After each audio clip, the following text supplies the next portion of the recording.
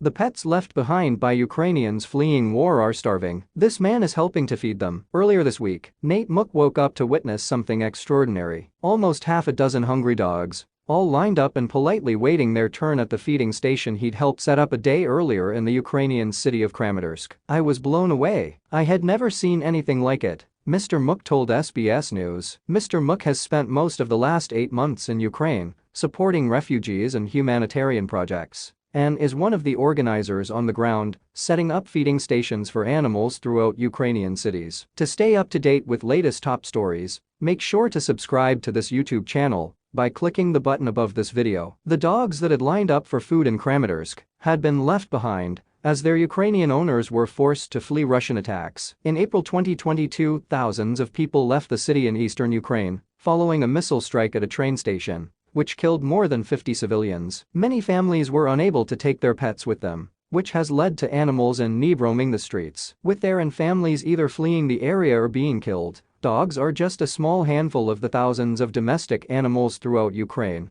who have been left with no shelter, food, or support. These are animals that used to live in homes and their families have left, and they don't necessarily have anyone taking care of them right now, Mr. Mook said. They kind of group together in packs, and that's why they're all together, and they're very, very organized. They're very smart, intelligent animals. The dogs are afraid of humans right now. Mr. Mook, an entrepreneur and filmmaker, was recently the CEO of World Central Kitchen, which helps feeds people impacted by natural disasters around the world. In 2017, he led food relief efforts in Puerto Rico after Hurricane Maria. Now in Ukraine, he said he had noticed a lack of support or assistance for animals, many of whom were going hungry and traumatized. "These animals are starving," he said. "You put food out and they just immediately go for it. It's really tragic and sad to see the situation that they're now living in now, and so to be able to support them is very, very important." Mr. Mook said the feeding stations were great because the animals were traumatized by the war and afraid of humans. Some of them will come up and some are super friendly, but a lot of them are very, very scared. They're very afraid, and so to be able to provide them food without actually having to hand it to them is very important. The feeding stations are set up at locations near hospitals, churches, or volunteer centers, where organizations and individuals in the area can keep them clean and topped up with food. With the support of donations, Mr. Mook and his team have been able to purchase pet food supplies and are now in the process of organizing veterinary support and evacuations. Charity workers have set up feeding stations around Ukrainian cities to support the thousands of animals who have been displaced. Source: supplied Mook. The need is spiking now, and as Ukrainians are likely to take more and more cities back from the Russians, which is amazing news,